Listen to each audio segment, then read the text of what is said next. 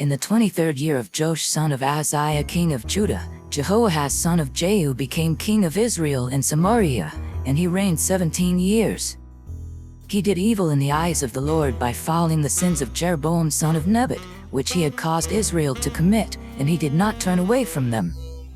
So the Lord's anger burned against Israel, and for a long time he kept them under the power of Hazael king of Aram and Ben-Hadad his son. Then Jehoahaz sought the Lord's favor, and the Lord listened to him, for he saw how severely the king of Aram was oppressing Israel. The Lord provided a deliverer for Israel, and they escaped from the power of Aram. So the Israelites lived in their own homes as they had before. But they did not turn away from the sins of the house of Jeroboam, which he had caused Israel to commit. They continued in them. Also, the Asherah pole remained standing in Samaria. Nothing had been left of the army of Jehoahaz except 50 horsemen, 10 chariots and 10,000 foot soldiers, for the king of Aram had destroyed the rest and made them like the dust at threshing time. As for the other events of the reign of Jehoahaz, all he did and his achievements, are they not written in the book of the annals of the kings of Israel? Jehoahaz rested with his ancestors and was buried in Samaria. And Jehoash his son succeeded him as king. In the 37th year of Joash king of Judah, Jehoash son of Jehoahaz became king of Israel in Samaria, and he reigned 16 years. He did evil in the eyes of the Lord and did not turn away from any of the sins of Jeroboam son of Nebat, which he had caused Israel to commit. He continued in them.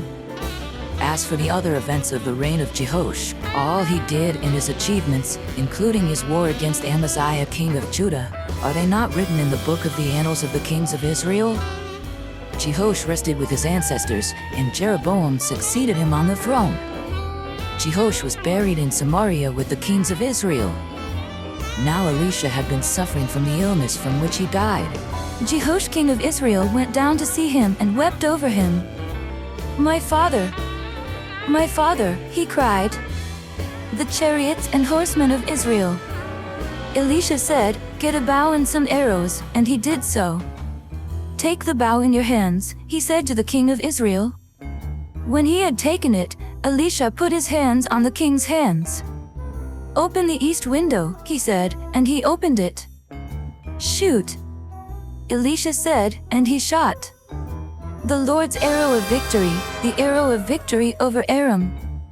Elisha declared, You will completely destroy the Arameans at Aphek. Then he said, Take the arrows, and the king took them.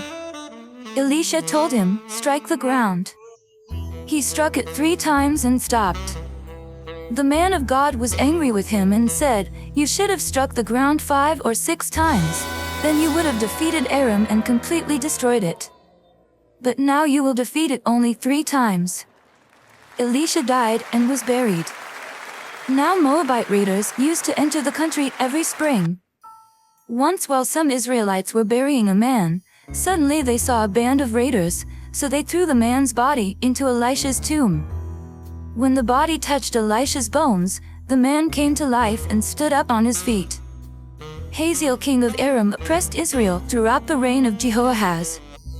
But the Lord was gracious to them and had compassion and showed concern for them because of his covenant with Abraham, Isaac, and Jacob. To this day, he has been unwilling to destroy them or banish them from his presence. Hazael king of Aram died, and Ben-Hadad his son succeeded him as king.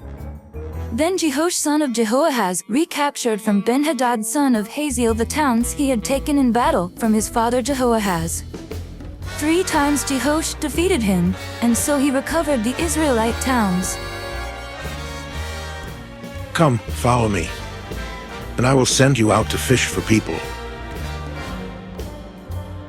I hope and I pray that the Spirit of God, the Almighty, is with you, and that His Son and His Holy Spirit bless you and your family throughout eternity.